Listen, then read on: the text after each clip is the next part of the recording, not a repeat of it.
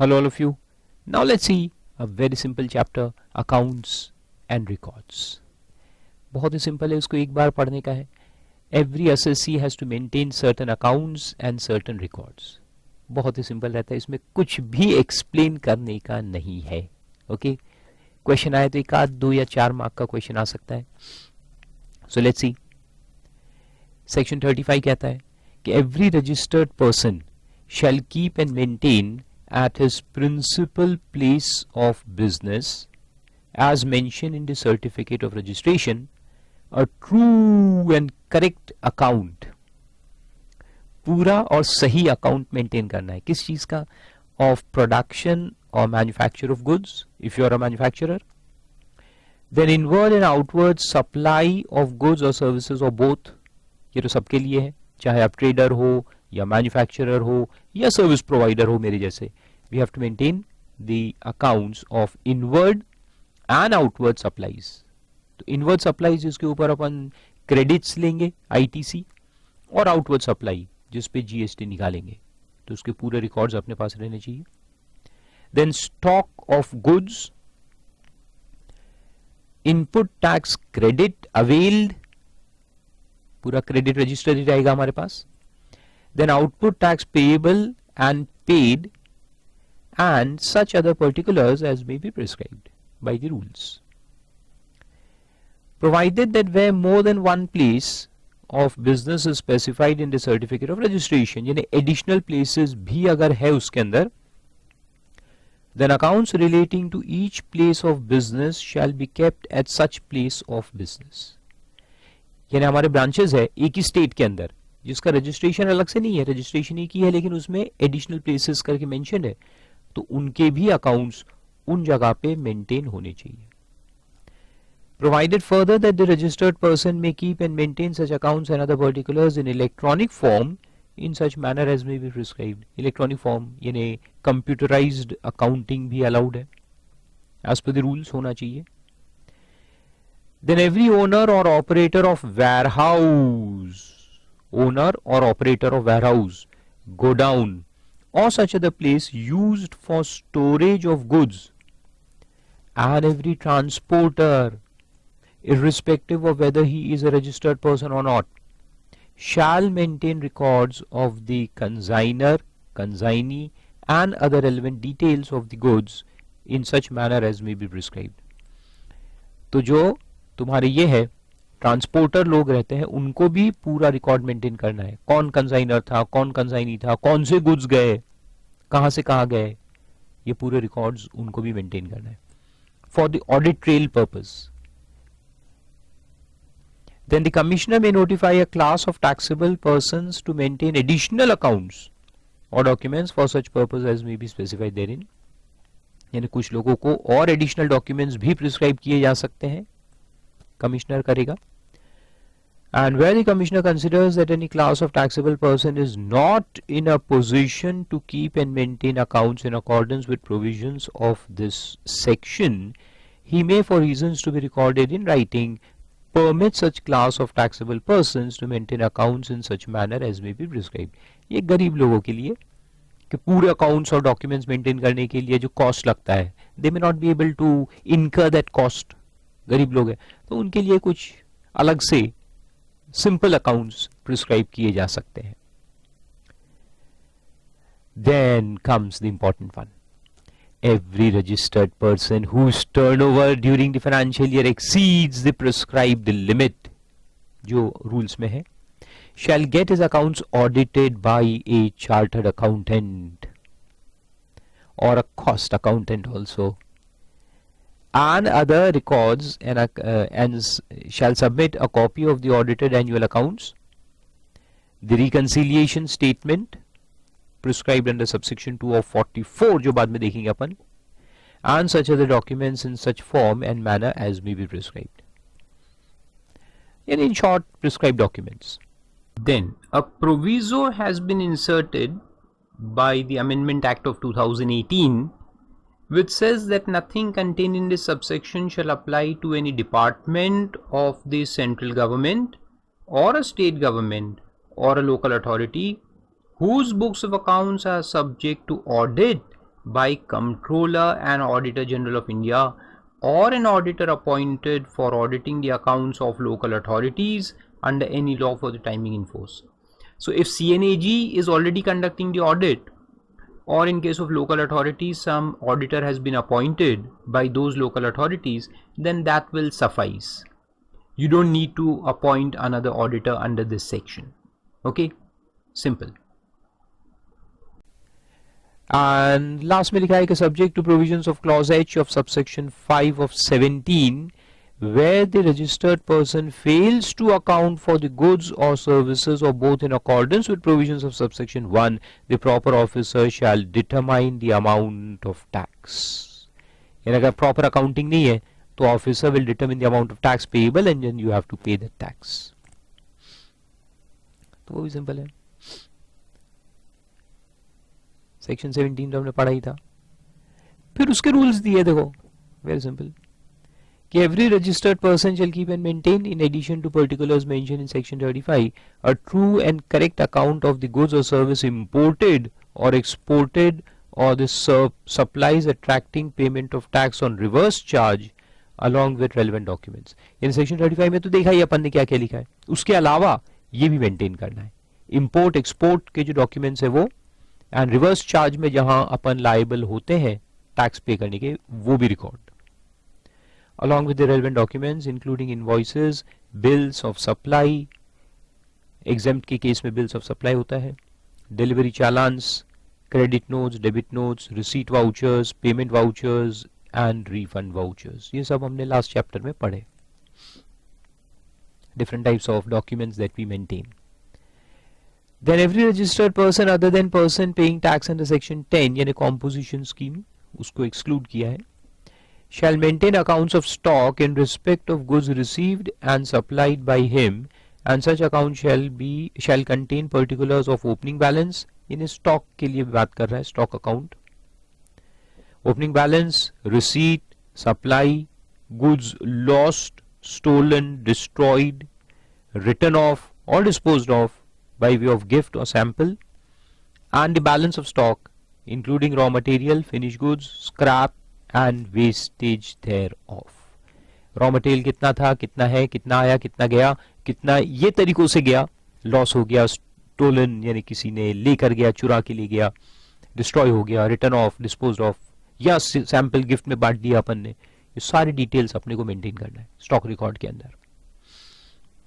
और stock record जो रहेगा वो रॉ मटेरियल का भी रहेगा, फिनिश गुड्स का भी रहेगा, स्क्रैप एंड वेस्टेज भी अपने को अकाउंट फॉर करने का है. And every registered person shall keep and maintain a separate account of advances received. जो एडवांस अगर अपने को मिला है तो उसका भी अलग से अकाउंट फॉर करना है. Advances received, paid and adjustments made thereto. Then every registered person other than person paying tax under section 10 यानी फिर से composition वालों को exclude करके, shall keep and maintain an account containing details of tax payable, including tax payable in accordance with the provisions of subsection 3 and 4 of 9 यानी reverse charge, tax collected and paid, तो tax payable on our output, the outward supplies, plus inward supplies पे जहां अपन liable है reverse charge में, तो वो भी अपन maintain करेंगे. पूरा tax payable का account, tax collected and paid, input tax credit claimed, together with the register of tax invoice, credit notes, debit notes, delivery challan issued or received, जो delivery चालान हमने issue किए या जो हमको मिले ड्यूरिंग एनी टैक्स पीरियड, सब चीज का अकाउंट मेंटेन करो और ये पूरे डॉक्यूमेंट्स भी मेंटेन करो. क्या क्या करेगा इंसान. Then every registered person shall keep the particulars of names and complete addresses of suppliers from whom he has received the goods or service chargeable to tax under this act. किससे मिला तुमको goods, उसका भी, कौन कौन suppliers है जिससे तुम परचेस करते हो, उनके भी पूरे डिटेल्स रखो. ये सब ऑडिट ट्रेल के लिए रहता है. तुम बताओगे कि भैया हमारे पास बिल है और हमने क्रेडिट भी लिया ITC, लेकिन वो बिल पे जिसका नाम है वो पता ही नहीं है कि कहां पे रहता है, तो वो नहीं चलेगा. तो ये भी पूरे डिटेल्स आपको रखना है.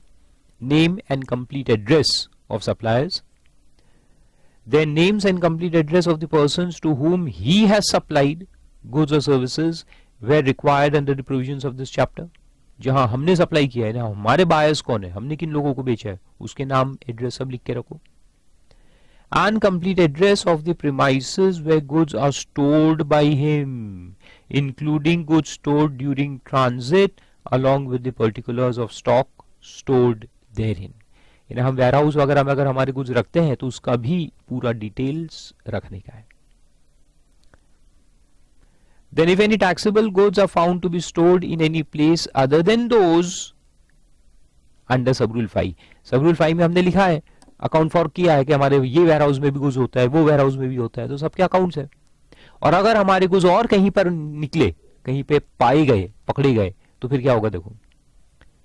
Without the cover of any valid documents, उसका कोई रिमूवल, कोई इनवॉइस, टैक्स इनवॉइस वगैरह कुछ भी नहीं था, then the proper officer shall determine the amount of tax payable on such goods as if such goods have been supplied by the registered person.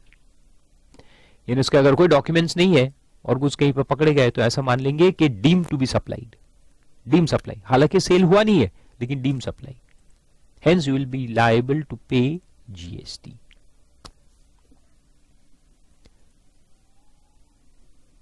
फिर आगे लिखा है कि every registered person shall keep the books of accounts at the principal place of business and books of accounts relating to additional place of business mentioned in his certificate of registration, and such books of accounts shall include any electronic form. वो भी ठीक है. Then any entry in registers, accounts and documents shall not be erased. कोई भी entry को आप erase नहीं कर सकते. Effaced यानी उसके ऊपर कोई ओवरराइटिंग भी नहीं कर सकते, or overwritten, and all incorrect entries otherwise than those of clerical nature shall be 41 वहां से काट दो, shall be scored out under attestation sign के साथ, and thereafter the correct entry shall be recorded, and where the registers, तो पूरा entry काट दो with signature कि गलत है, and then write it fresh. And where the registers and other documents are maintained electronically, a log of every entry edited or deleted shall be maintained. अब जैसे tally वगैरह में है तो टैली में तो क्या है कि इलेक्ट्रॉनिक फॉर्म में है, कभी भी डिलीट मार दो, चेंज कर दो. तो यहाँ बोला है कि नहीं, एक लॉग मेंटेन होना चाहिए, उसका भी लॉग मेंटेन होना चाहिए कि कब हमने उसको चेंज किया या डिलीट किया. Then every volume of the books of accounts maintained manually by the registered person shall be serially numbered. Book number 1, book number 2, book number 3 ऐसे serially numbered रहना चाहिए. And unless proved otherwise, if any document, register or books of account belonging to a registered person are found at any premises other than those mentioned in the certificate of registration, they shall be presumed to be maintained by the said person. यानी आपके घर पे मिले documents या और कहीं मिले, आपके चार्टर्ड अकाउंटेंट के यहाँ मिले या और कहीं भी मिले, तो उसको भी मानेंगे कि आपकी ही, deeming fiction, they deem to be belong to you. अगर आपका नाम वाम उस पे लिखा है तो आपके ही है ऐसा माना जाएगा. Then every agent referred to in section 2 clause 5 shall maintain accounts. Agents को क्या क्या अकाउंट मेंटेन करना है. देखो अब इतना बड़ा सेक्शन रूल्स रहता है तो देखो उसमें कोई भी एक टिपिकल पॉइंट पे उठा के क्वेश्चन आएंगे. जैसे ये क्वेश्चन आ जाएगा ओनली ऑन सब रूल 11 कि एजेंट को कौन से अकाउंट्स मेंटेन करना है, तो फिर अपने को सिर्फ इतना लिखना है, 3 मार्क का क्वेश्चन आएगा. तो पूरा रटने की जरूरत नहीं है, हर एक पॉइंट को अलग अलग कॉन्सेप्चुअली पढ़ के रखने का है. तो देखो depicting the particulars of authorization received, particulars of authorization received by him from each principal to receive or supply goods or service on behalf of such principal separately. यानी मान लो कि अगर आप 4 लोगों के एजेंट हो तो सबके ऑथराइजेशन लेटर्स अलग अलग आपके पास रहने चाहिए, जिन्होंने आपको ऑथराइज किया है टू परचेज और सप्लाई ऑन देयर बिहाफ. हर एक प्रिंसिपल का सेपरेट ऑथराइजेशन होना चाहिए. Then particulars including description, value, quantity wherever applicable of goods or service received on behalf of each principal.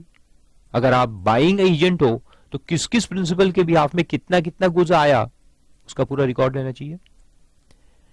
Then particulars including description, value and quantity of goods or service supplied on behalf of every principal. अगर आप selling agent हो तो supply के पूरे agent wise यानी principal wise आपको accounts रखना है. Then details of accounts furnished to every principal. जो प्रिंसिपल को अपन अकाउंट सबमिट करते हैं पेमेंट रिसीव करने के लिए, कमीशन रिसीव करने के लिए, वो भी मेंटेन करो details. And tax paid on receipts or on supply of goods or service affected on behalf of every principal. Then every registered person manufacturing goods shall maintain monthly production accounts. Manufacturing register maintain करना है कितना goods बना, showing quantitative details of raw material or services used in the manufacture and quantitative details of goods so manufactured including waste and byproducts. तो कितना raw material आया, कितना use हुआ, consume हुआ, कितने प्रोडक्ट्स बने और कितना वेस्ट में गया, सब लिखने का है.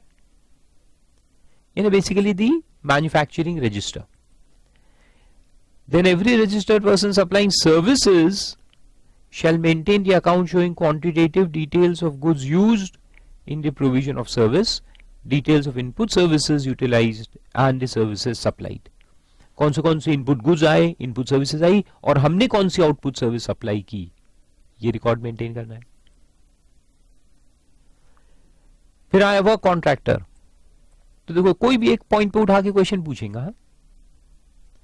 तो वर्क कॉन्ट्रैक्टर्स को क्या क्या मेंटेन करना है, let's see. So every registered person executing works contract shall keep separate accounts for works contract showing names and addresses of the persons on whose behalf the work contract is executed. किस आदमी के लिए हम work contract कर रहे हैं. Then description, value and quantity of goods or services received for the execution of work contract. Work contract करने के लिए जो लोगों ने हमको गुड्स सप्लाई किए होंगे उसका रिकॉर्ड कि फलाना आदमी ने इतना गुड्स हमें सप्लाई किया और हमें उसके लिए वर्क कॉन्ट्रैक्ट करके देना है. फॉर एग्जांपल अगर हमारा टेलरिंग शॉप तो वर्क कॉन्ट्रैक्ट हो गया ना, सामने वाला अपने को कपड़ा ला के देगा, हम उसको शर्ट्स या जो भी गारमेंट्स बनाने हैं बनाकर उसको वापस करेंगे. तो इनपुट क्या क्या आया उसके records. Then description, value and quantity of goods और services utilised in execution of work contract. एक तो रिसीव्ड है और एक यूटिलाइज्ड है. आप कहोगे सर दोनों पॉइंट तो एक ही दिख रहे. एक रिसीव्ड एक यूटिलाइज्ड. आया कितना और यूज कितना हुआ. Then details of payment received in respect of each work contract, कितना पेमेंट हमें मिला in value. And name and addresses of suppliers from whom he received the goods और सर्विसेज, किससे मिला उसके नाम एड्रेस वगैरह पूरे लिखो.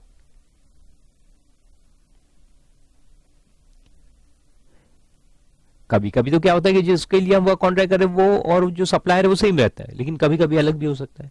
हम वर्क कॉन्ट्रैक्ट ए लिमिटेड के लिए कर रहे हैं लेकिन जो मटेरियल आया है वो और कहीं से आया है. तो इसलिए दोनों मेंटेन करना है, दोनों डिटेल्स अपने पास रहने चाहिए.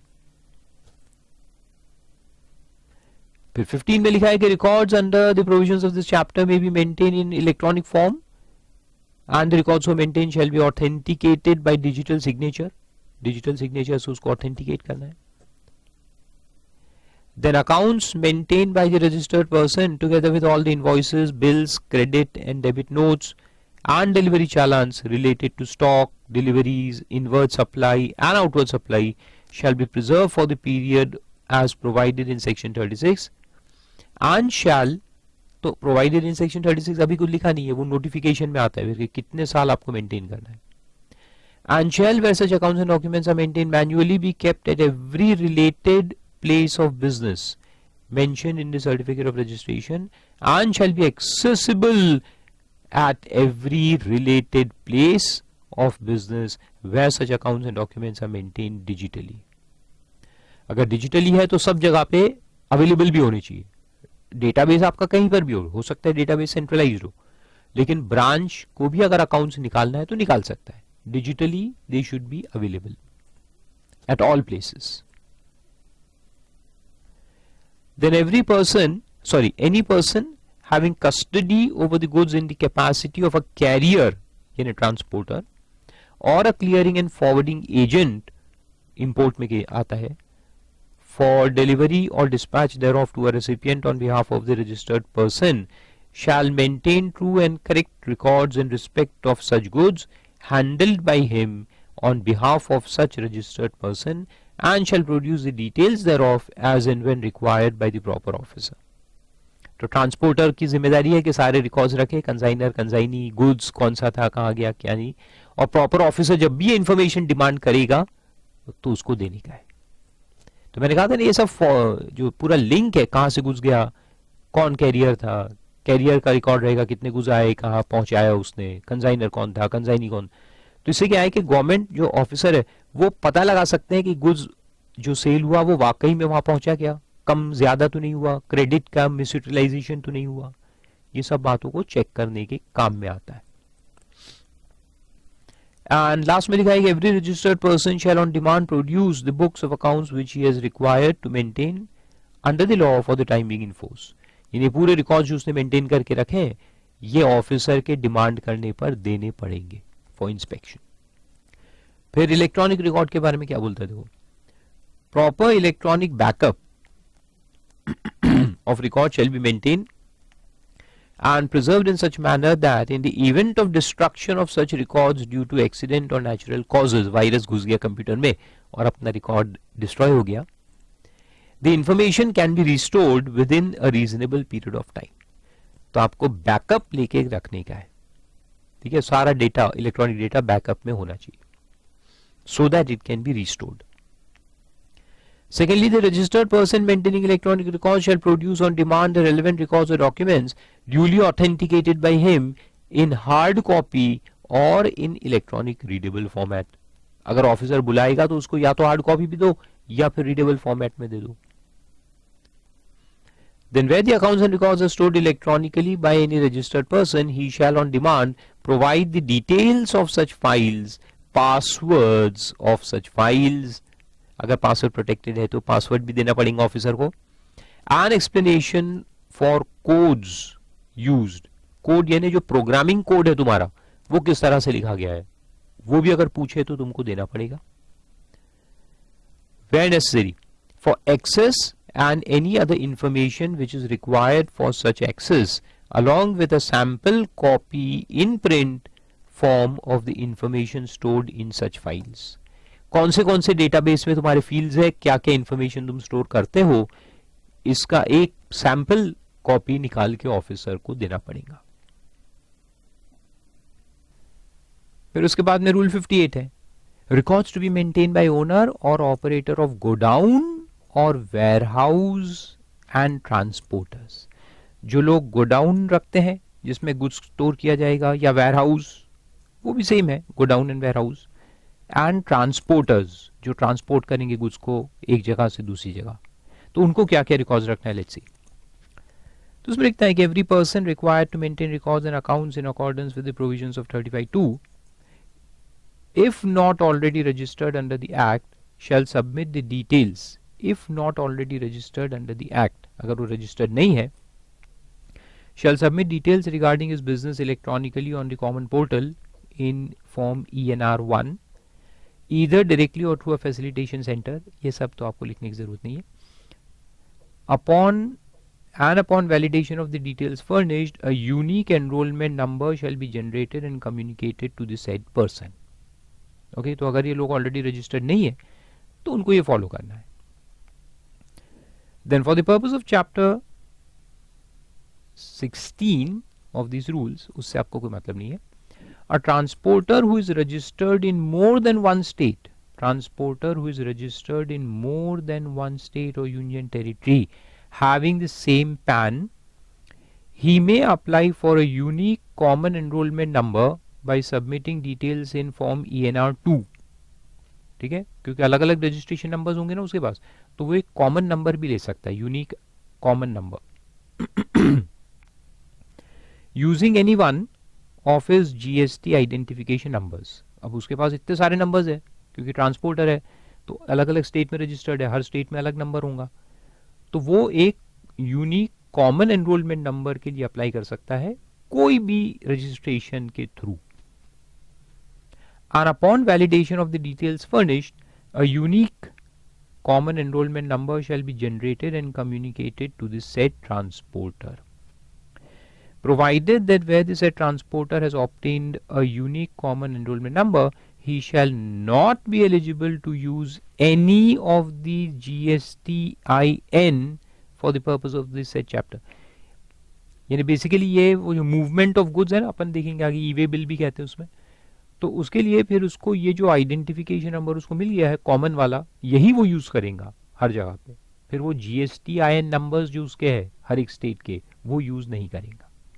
Okay, so this is for simplicity, क्योंकि उसका गुड्स अगर एक स्टेट से दूसरे स्टेट जा रहा है, यानी ट्रांसपोर्टर है वो एक स्टेट से दूसरे स्टेट, वहाँ से वहाँ लेके जा रहा है, तो हर जगह के नंबर GSTIN नंबर तो उसके अलग अलग रहेंगे, तो उससे फिर आइडेंटिफाई करना मुश्किल जाता है. तो उसके लिए ये हल है, ये सॉल्यूशन है, that he can take a single number, unique identification number, और फिर वो हर ट्रांसपोर्ट ई वे बिल के अंदर जो लिखना पड़ता है उसको, वो यही नंबर मेंशन करेगा. Okay, then the person enrolled under one as aforesaid in any state or union territory shall be deemed to be enrolled in the other in all states and union territories basically. तो जो उसको यहाँ unique identification number मिलेगा one में, जो unregistered लोग हैं, तो वो सेम रहेगा फिर हर एक स्टेट में.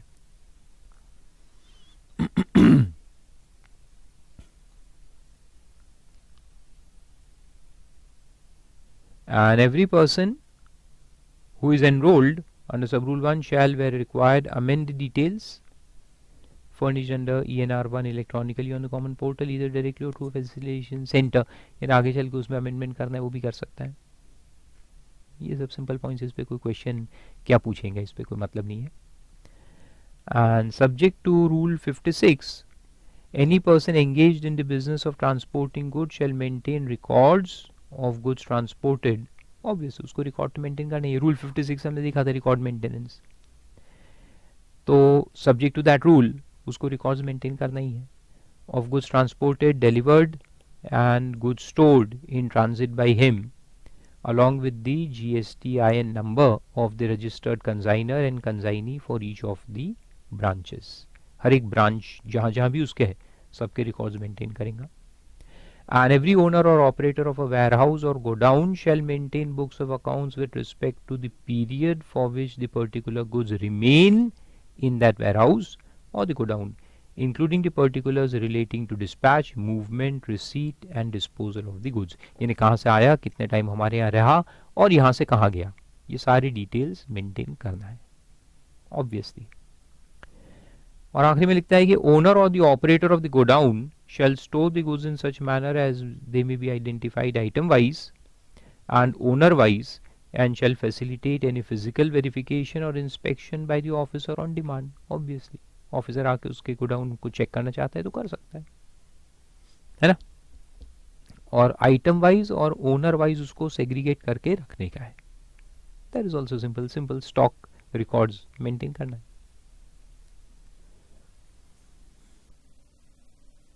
फिर पीरियड आता है, period for retention of accounts, कितने समय तक अपने को अकाउंट्स मेंटेन करके रखना है.